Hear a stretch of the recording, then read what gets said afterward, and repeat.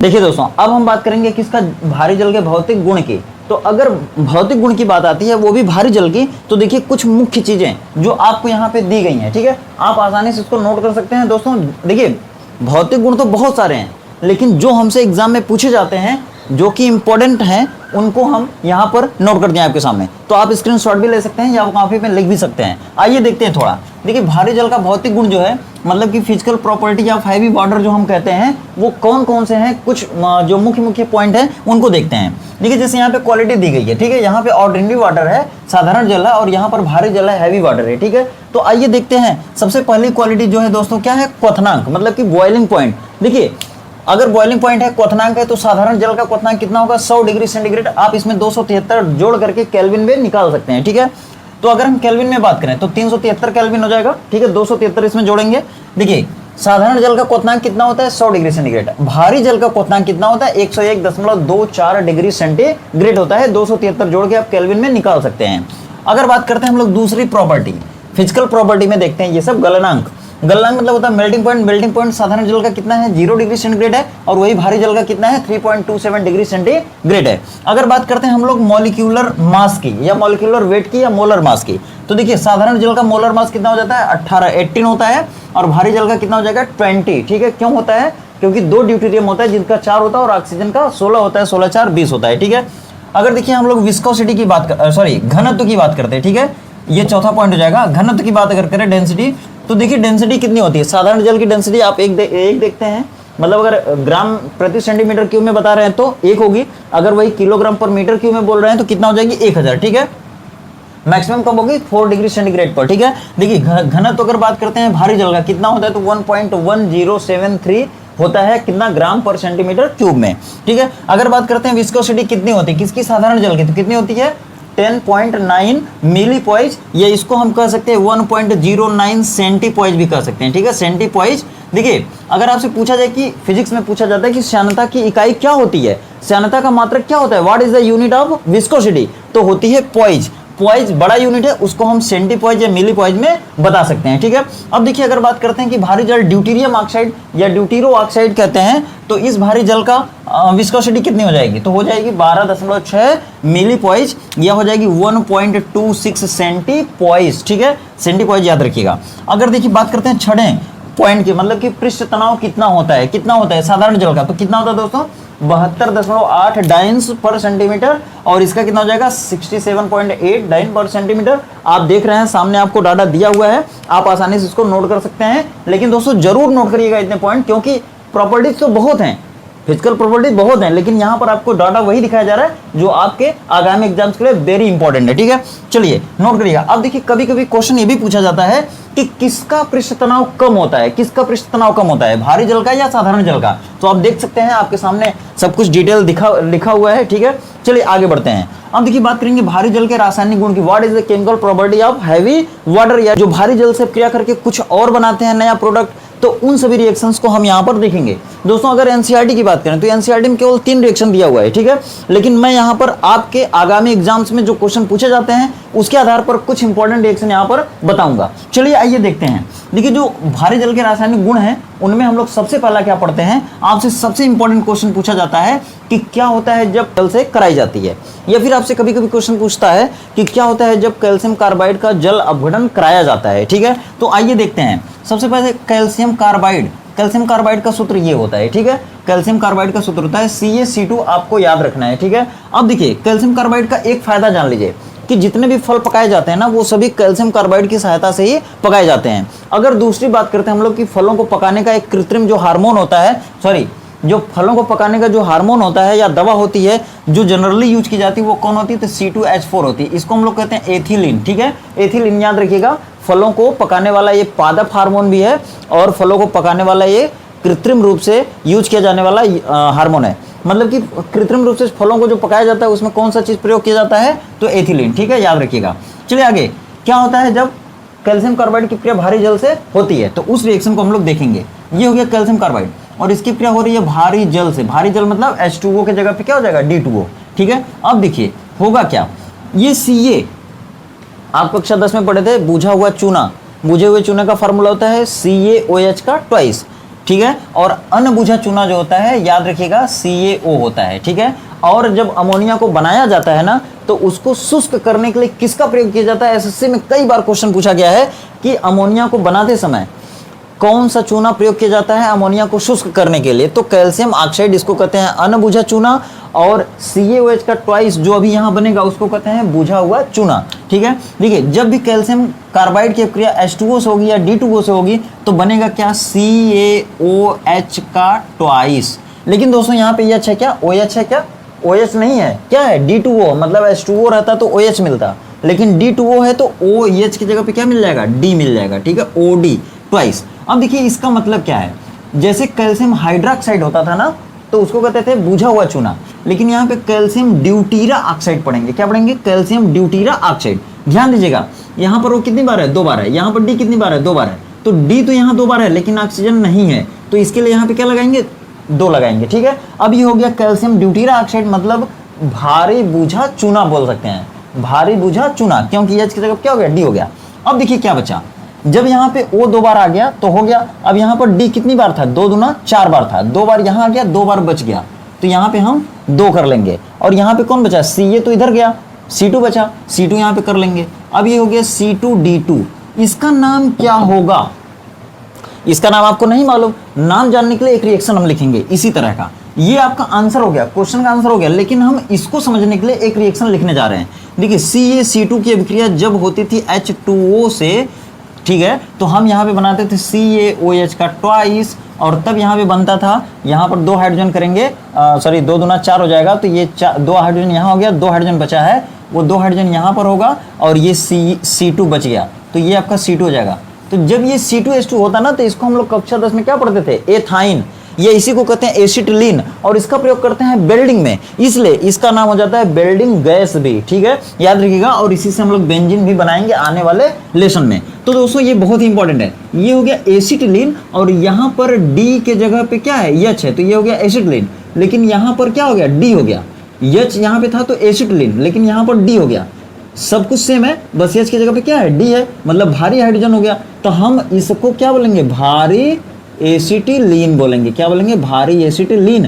क्यों? क्योंकि जब साधारण H था, हाइड्रोजन था, जब H था तो हम कहते थे एसिटिलीन, लेकिन H की जगह पे क्या हो गया? D, तब इसका नाम क्या हो जाएगा? भारी एसिटिलीन, याद रखिएगा। तो आपको कौन सी रिएक्शन लिखना है आंसर में? ये रिएक्शन लिखना है, मतलब CaC2 वाले और भारी जल के साथ अभिक्रिया। ये क्या है? ये आपको समझने के लिए है, ठीक है। इसको क्या कहेंगे? एसिटिलीन, इसको क्या कहेंगे? भारी एसिटिलीन। अब दूसरा क्वेश्चन आपसे पूछा जाता है, क्या होता है जब मैग्नीशियम नाइट्राइड की अभिक्रिया भारी जल से कराई जाती है? तो आप क्या बोलेंगे? तब आंसर बोलेंगे, क्या बोलेंगे? आइए देखते हैं। सबसे पहले मैग्नीशियम नाइट्राइड की अभिक्रिया कराना है, तो देखिए इसका सूत्र आपको नहीं मालूम है। मैग्नीशियम की संयोजकता होती है कितनी? 2। नाइट्रोजन की होती है कितनी? 3। कहाँ पढ़ाए हैं? आवर्त सारणी वाले लेसन में आपको बताया गया है, ठीक है। और मैग्नीशियम की संयोजकता कितनी होगी? 2। नाइट्रोजन की कितनी होगी? 3। तो यहाँ पर क्या करना पड़ेगा? मैग्नीशियम का 3 बार लेना पड़ेगा, नाइट्रोजन का कितनी बार लेना पड़ेगा? 2 बार, तब इसका सूत्र हो जाएगा क्या? Mg3N2। क्यों? क्योंकि 3 दूना के 6, इसकी संयोजकता 3 होती है, 3 दूना के 6, और इसकी संयोजकता 2 होती है, तो 3 दूना के 6 हो गया, ठीक है। इसकी होगी -6, इसकी होगी +6, ऑक्सीकरण संख्या के हिसाब से, ठीक है। जब सब कुछ पढ़ चुके हैं आप तो सब कुछ के एंगल से समझिए, इसकी यहाँ पर लिखे तो इसके बारे में सब समझ लीजिए, ऑक्सीकरण संख्या भी, संयोजकता भी। क्या होता है जब, क्वेश्चन कैसे पूछेगा, क्या होता है जब मैग्नीशियम नाइट्राइड की अभिक्रिया भारी जल से कराई जाती है, तो ये भी क्या करेगा? मैग्नीशियम भी क्या करेगा? OH का ट्वाइस बनाएगा। एक मैग्नीशियम 2 OH का ट्वाइस बनाता है, ठीक है, लेकिन यहाँ पर H2O नहीं है, D2O है, तो यहाँ पे H की जगह क्या हो जाएगा? D हो जाएगा। यहाँ पर कितना ऑक्सीजन है? 2 ऑक्सीजन है। यहाँ पर कितना ऑक्सीजन था? 1। बैलेंस करेंगे तो कितना आगे लगा देंगे? 2। क्यों? क्योंकि यहाँ पर कितनी ऑक्सीजन है? 2, तो यहाँ 2 चाहिए ना, तो हो गया। अब देखिए मैग्नीशियम हाइड्रोक्साइड, इसको पढ़ेंगे। एक चीज और याद रखिए, कंपटीशन के हिसाब से आपसे पूछा जाता है दूधिया क्या है? दूधिया, ये देखिए मैग्नीशियम ऑक्साइड, इसको हम लोग क्या कहते हैं? मिल्क ऑफ मैग्नीशिया, सॉरी थोड़ा सा देख लीजिए, MgOH का ट्वाइस, इसी को हम लोग कहते हैं दूधिया या मिल्क ऑफ मैग्नीशिया कहते हैं। पेपर में कई बार पूछा गया और एसएससी बैंक में भी पूछा जाता है कि निम्नलिखित में से मिल्क ऑफ मैग्नीशिया का सूत्र क्या है, ठीक है। तो ये देखिए, इसको हम लोग कहते हैं मिल्क ऑफ मैग्नीशिया या मैग्नीशियम हाइड्रा ऑक्साइड, तो इसको क्या कहेंगे, मैग्नीशियम ड्यूटीरा ऑक्साइड। क्या पढ़ेंगे, मैग्नीशियम ड्यूटीरा ऑक्साइड, या इसे कहेंगे हम भारी मैग्नीशियम हाइड्रोक्साइड, भारी मैग्नीशियम हाइड्रोक्साइड पढ़ेंगे। ठीक है, और क्या बनेगा, और क्या बनेगा, और बनेगा दोस्तों, देखिए यहाँ पर कितना यन था, 2 यन था, आगे 2 लगा लीजिए, यन लगा लीजिए, और यहाँ पर कितना एच है, 2 दूना 4 है। ठीक है, तो अब क्या करेंगे आप, देखिए रिएक्शन थोड़ा सा बैलेंस करना पड़ेगा आपको। Mg कितनी बार है, 3 बार, लेकिन यहाँ पर कितनी बार है, 1 ही बार है, तो यहाँ पे आगे 3 लगा लीजिए। अब ये मैग्नीशियम 3 बार हो गया, इधर भी 3 बार, उधर भी 3 बार, अब ये रिएक्शन बैलेंस है। लेकिन एक चीज और बैलेंस करना आपको, 3 दूना के 6 ऑक्सीजन है, यहाँ पर 2 ही ऑक्सीजन है, तो यहाँ पे एकदम आसान है, 6 लगा लीजिए आगे, हो गया बैलेंस। ठीक है, अब देखिए आपको क्या बैलेंस करना है, 2n है, 2n हो गया। अब आपको डी बैलेंस करना है, 6 दूना के 12 था डी, तो यहाँ पे गया 3 दूना के 6, और यहाँ पे और लगा लीजिए 3 दूना के 6 यहाँ हो गया, और 2 3 6 यहाँ हो गया, डी हो गया बराबर। अब देखिए इसकी बात आती है, ये क्या है, ठीक है, ये क्या है, तो सबसे पहले आप आंसर दे लीजिए, क्या देंगे। आपसे क्वेश्चन क्या पूछा गया था कि क्या होता है जब मैग्नीशियम नाइट्राइड की क्रिया भारी जल से होती है, तब आप आंसर देंगे कि क्या बनता है जब मैग्नीशियम नाइट्राइड की क्रिया भारी जल से होती है, तो मैग्नीशियम ड्यूटीरा ऑक्साइड बनता है और भारी अमोनिया बनता है। इसका नाम क्या हो जाएगा, भारी अमोनिया। ध्यान दीजिए क्यों, ये देखिए अगर यहाँ पे NH3 रहता, NH3, तो ये रहती केवल अमोनिया, लेकिन H हटा और भारी हाइड्रोजन यहाँ पे लगा, तो भारी हाइड्रोजन लग गया, इसलिए इसको हम क्या कहेंगे, भारी अमोनिया कहेंगे। ठीक है, याद रखिएगा। अब देखिए आगे आपसे क्वेश्चन पूछा जाता है, क्या होता है जब एल्यूमिनियम कार्बाइड की अभिक्रिया भारी जल से होती है। बहुत बार पूछा गया ये क्वेश्चन। देखिए एल्यूमिनियम कार्बाइड नहीं आपको मालूम है फार्मूला कैसे बनाएंगे, ध्यान दीजिए, मैं यहाँ पे आपको सब कुछ सिखाते हुए चलूंगा, भले से वीडियो लंबी होती है तो कैसे, लेकिन आपको सारी चीजें समझना जरूरी है। ठीक है, देखिए एल्यूमिनियम कार्बाइड जब कहीं जुड़ता है ना दोस्तों, तो कार्बाइड बोलते हैं। कार्बन जब कहीं जुड़ेगा तो कार्बाइड बोलेंगे। हैलोजन कहीं जुड़ेगा तो हैलाइड बोलेंगे। जैसे क्लोरीन कहीं जुड़ेगा तो क्लोराइड, फ्लोरीन कहीं जुड़ेगा तो फ्लोराइड, कार्बन कहीं जुड़ेगा तो कार्बाइड, नाइट्रोजन कहीं जुड़ेगा तो नाइट्राइड बोलेंगे। ठीक है, एल्यूमिनियम कार्बाइड, क्वेश्चन क्या पूछा जाएगा, क्या होता है जब एल्यूमिनियम कार्बाइड की अभिक्रिया भारी जल से होती है, तो कुछ नहीं होता है, बता रहा हूं आगे क्या होता है। पहले एल्यूमिनियम कार्बाइड का फार्मूला याद करिए, एल्यूमिनियम की वैलेंसी 3 होती है, कार्बन की वैलेंसी 4 होती है। क्या करना है, फार्मूला बनाना है, तो क्या करना है, इसमें ऐसी संख्या से गुणा करिए कि इन दोनों की संयोजकता बराबर हो जाए, वही फार्मूला होता है। ठीक है, बता दे रहा हूं, ध्यान से सुन लीजिए। इनकी वैलेंसी 4 है तो इनको 4 तिहाई 12 हो जाएगा, और इनकी वैलेंसी 3 है तो इनको 4 से गुणा करेंगे, 4 तिहाई 12, 3 चौको 12 हो गया, इनको हटा दीजिए, यही फार्मूला हो गया आपका, यही है एल्यूमिनियम कार्बाइड। ठीक है, एकदम रामबाण तरीका दोस्तों, इससे आगे कुछ भी आपको मिलने वाला नहीं है, इसी तरह से फार्मूला बनता है कहीं भी। और अगर ऑक्सीकरण संख्या पूछी जाएगी तो 4 तिहाई 12 प्लस 12 हो जाएगी, और 3 चौको 12 माइनस 12 हो जाएगी। ठीक है, -12 प्लस 12। ठीक है, याद रखिए। अब देखिए जब भी एल्यूमिनियम की अभिक्रिया इनसे होगी ना, भारी जल से हो या साधारण जल से हो, साधारण जल से होगी तो ऐसे बनेगा, OH का एक एल्यूमिनियम की कितनी वैलेंसी होती है, 3, तो एक एल्यूमिनियम से 3 बार, यहाँ कितना एल्यूमिनियम है, 4 बार, तो आगे 4 लगा दीजिए, हो गया ये बैलेंस। अब यहाँ पे D2O, H2O नहीं है, H2O रहता तो OH बनता है, D2O है तो यहाँ पे क्या कर देंगे, D कर देंगे। 3 चौका 12 ऑक्सीजन यहाँ पर है, यहाँ कितनी ऑक्सीजन है, 1 ऑक्सीजन है, यहाँ पर 3 चौका 12 ऑक्सीजन हो गई, तो यहाँ पे आपको लगाना पड़ेगा क्या, 12, तभी रिएक्शन सही होगी, बैलेंस होगी। अब देखिए, अब यहाँ पर 12 दूना के 24 हाइड्रोजन दिख रहा है, प्लस को इधर कर देता हूँ थोड़ा, इस तरह नहीं करना आपको दोस्तों, मैं गलत कर दिया, ऐसे करना है। ठीक है, 12 दूना 24 ड्यूटीरियम है, 3 चौको 12 है, ड्यूटीरियम यहाँ हुआ, अभी कितना बचा है, 12 और चाहिए। यहाँ पे कितना, 3 है, कार्बन 3 है, तो यहाँ पे आगे 3 लगा दीजिए, कार्बन हो गया, और 4 के हिसाब से ये लगा दीजिए, क्या 3 कार्बन है, 3 आगे लगा दीजिए, और यहाँ पे ड्यूटीरियम था, 4 3 12 यहाँ और 12 यहाँ करना है, तो यहाँ पे ड्यूटीरियम कर दीजिए, हो गया ये।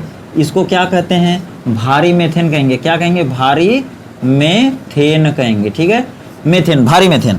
CH4 को क्या कहते थे कक्षा 10 में, मेथेन कहते थे। इसको मार्स गैस सूचक के रूप में प्रयोग भी किया जाता था कोयले की खानों में। ठीक है, और बायोगैस में यही पाए जाते हैं मुख्य रूप से। आजकल जो CNG चल रहा है दिल्ली बॉम्बे में ना, प्रदूषण को कम करने के लिए CNG के मोटर वाहन चलते हैं। ठीक है, गाड़ियां चलती हैं, ऑटो रिक्शा चलते हैं CNG की, CNG की। तो इसमें CNG में मुख्य रूप से क्या पाया जाता है, मेथेन ही होता है, मेथेन ही होता है। लेकिन इसको मेथेन कहते हैं। इसको क्या कहेंगे? भारी मेथेन। क्यों? क्योंकि मेथेन में ये होता है, इसमें भारी हाइड्रोजन आ गया, भारी हाइड्रोजन की वजह से इसको भारी मेथेन कहेंगे। ठीक है, वीडियो लंबी हो रही है दोस्तों, लेकिन आपको समझाना भी है, समझना भी है, याद रखिएगा। ठीक है, अब देखिए चौथा क्वेश्चन आपसे क्या पूछा जाएगा, क्या होता है जब भारी जल की अभिक्रिया होती है सल्फर ट्राइऑक्साइड से। सल्फर डाइऑक्साइड ये है, लेकिन ट्राई कह रहा है, तो यहाँ पे कितनी बार हो जाएगा? 3 बार हो जाएगा। ठीक है, सल्फर ट्राइऑक्साइड की अभिक्रिया किससे होती है? भारी जल से होती है। तो दोस्तों कुछ नहीं बनता है, देखिए क्या बनता है, आप देखिए। अच्छा, इसका आंसर तो आप दे लेंगे, क्या होता है जब एल्यूमिनियम कार्बाइड की क्रिया भारी जल से होती है तो क्या होता है? तो भारी मेथेन बनता है। ठीक है, आंसर हो जाएगा, और ये रिएक्शन भी लिख देंगे तो एकदम पक्का आंसर सही हो जाएगा, आपको पूरा में पूरा नंबर मिलेगा भी इसमें। ठीक है, अब देखिए क्वेश्चन आपका क्या होता है जब भारी जल की क्रिया सल्फर ट्राइऑक्साइड से होती है, तो कुछ नहीं होता। देखिए बहुत ही आसान है, D2 हो गया और ये SO3 है, एक ऑक्सीजन यहाँ, 3 ऑक्सीजन यहाँ, SO4 हो जाएगा, D2SO4। अब आप ये देख रहे होंगे, ये आपके लिए नया थोड़े ना है, नया नहीं है, देखिए पुराना यौगिक है। आप देखे होंगे H2SO4, H2SO4 को क्या कहते थे? सल्फ्यूरिक अम्ल या हाइड्रोजन सल्फेट कहते होंगे, यह सल्फ्यूरिक अम्ल कहते होंगे, लेकिन यहाँ पे H2 है तो सल्फ्यूरिक अम्ल है, यहाँ पे D2 हो गया, तो हम इसे कहेंगे भारी सल्फ्यूरिक अम्ल, भारी सल्फ्यूरिक अम्ल। ठीक है, भारी सल्फ्यूरिक अम्ल।